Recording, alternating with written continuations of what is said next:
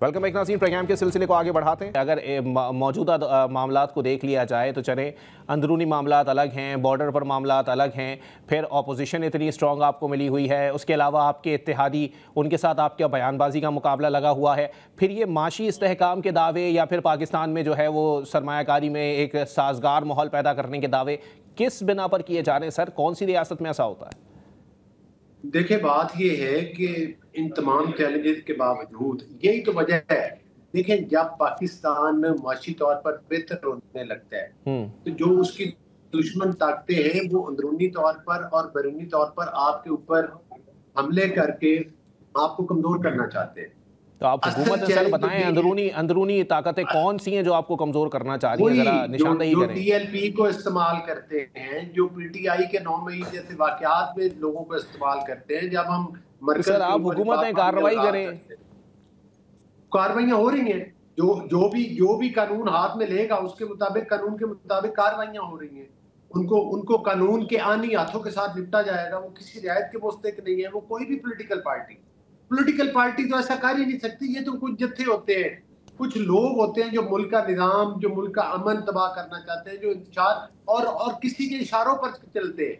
इशारों पे चलने वाले, मुल्क में सियासत का लिबादा ओढ़कर मुल्क के अंदर लॉकडाउन करना, मुल्क के निज़ाम जो अमन है, जो निज़ाम हुकूमत है, उसके अंदर रखने डालने।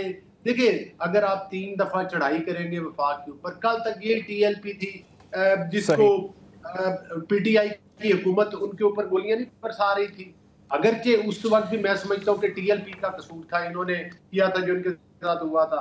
कल तक पीटीआई के लोग ही कह रहे थे कि ये दहशतगर्द, और इन पर पाबंदी भी लगाई गई थी पीटीआई दौर के अंदर। आज अफसोसनाक ये सूरत हाल है। ठीक है, मैं इसका जवाब ले लूं शौकत यूसुफजई साहब से। मैं गुजारिश करूंगा, मेरी भी शौकत यूसुफजई साहब इंतहाई काबिल एहतराम है, उनसे मेरा एक सवाल है। अगर पाकिस्तान के ऊपर इंडिया हमला करता है तो पीटीआई पाकिस्तान के साथ नहीं खड़ी होती, इंडिया के हक में बातें शुरू कर देती। अगर मुल्क में अमन बरकरार रखने के लिए मुल्क में ऑपरेशन की बात होती है, ये तो अफगानिस्तान के साथ उस ऑपरेशन के खिलाफ पीटीआई स्टैंड लेने की कोशिश करती है। तो ये सियासत की जो आपस की नाराजगियां हैं, उसका गुस्सा मुल्क के ऊपर उतारना। ठीक है, शौकत यूसुफजई साहब, सर सवाल छोड़ा है अली गौहर बलूच साहब ने, जवाब देना पसंद करेंगे? क्या इसका जवाब दूं? आपको सारे मीडिया को पता है कि जब भारत ने हमला किया तो हम अपनी फौज के साथ खड़े थे, अपने मुल्क के साथ खड़े थे, आज भी खड़े हैं।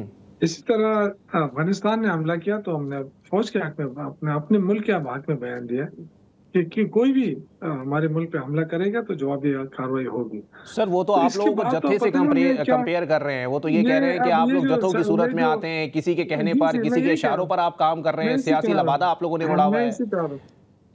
नहीं, मैं ये बात नहीं है। इस मुल्क के अंदर सियासत करना अब जुर्म बन गया। अच्छा, अब देखें ना, सियासी जमातें एहतजाज नहीं करेंगी। क्या इससे पहले एहतजाज नहीं हुए? हमसे पहले एहतजाज नहीं हुए? हमारे दौर में कितने एहतजाज हुए? ये जो लॉन्ग मार्च और ट्रेन मार्च और कभी मौलाना साहब मार्च और ये सब करते रहेगा। एक जगह हमने रोका है इनको? हमने तो किसी को नहीं रोका। ये होती है जमहूरियत, इससे मुल्क तरक्की करता है। ये इस पे खुश है कि जी हमारे बाहर के ताल्लुकात अच्छे हो रहे हैं। और भाई साहब, बाहर के ताल्लुकात तो जो होते हैं ना, वो तो आपके अच्छे हैं, लेकिन आवाम को भी तो फायदा दे ना। आवाम को क्या फायदा हो रहा है, ये आवाम को भी तो बता दें कि आपकी मईशत कितनी बेहतर हुई है। देखिए ना, एक्सपोर्ट कम हो रही है, आपकी जो इम्पोर्ट है आपने छुपाई, IMF ने उसको एक्सपोज किया। ठीक है, आपका तिजारती खजाना बढ़ता जा रहा है।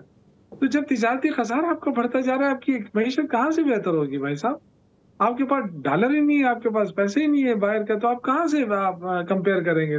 देखें, इस वक्त एनर्जी क्राइसिस है मुल्क के अंदर, वो आप ठीक नहीं कर सके। माशी क्राइसिस तो है ही है, लोग बेरोजगार हैं। तो असल चीज तो ये ना, इससे अमन और अमान ठीक होगा। आज देखें, खैबर पख्तूनख्वा में दहशतगर्दी हो रही है ना, लेकिन ना अमेरिका ने कहा है, ना US ने कहा है, इंग्लैंड ने कहा है अपने शहरियों को कि वहां न जाए। लेकिन कराची में कहा है कि जी कराची में शहरी ना जाए, उन पर पाबंदी लगा दी अमेरिका ने भी, इंग्लैंड ने भी। तो गुड गवर्नेंस इस तरह देखें ना, अब हमारी तो मजबूरी है, क्रॉस बॉर्डर टेररिज्म है, क्रॉस बॉर्डर टेररिज्म रोकना वफाक की जिम्मेदारी होती है। ठीक है, बहुत शुक्रिया शौकत यूसुफजई साहब पाकिस्तान तहरीक इंसाफ से, अली गौर बलोच साहब मुस्लिम लीग नून से और पाक पीपल्स पार्टी से कादिर मंदुखेल साहब हमारे साथ मौजूद थे। दोहा में मुज़ाकरात जो हैं वो जारी हैं, लेकिन इन मुज़ाकरात का जो है वो आउटपुट क्या निकलता है ये सूरत हाल देखना अभी वाज़ेह हो जाएगी, क्योंकि बरतानवी मीडिया ने यह दावा किया है कि जब तक मुज़ाकरात चलेंगे तब तक जंगबंदी की सूरत हाल जो है वो राइज रहेगी। इसी के साथ अपने मेज़बान अली अब्बास को दीजिए इजाज़त। सेहत ने साथ दिया और ज़िंदगी ने वफा की तो फिर मुलाकात होगी। अल्लाह हाफ़िज़।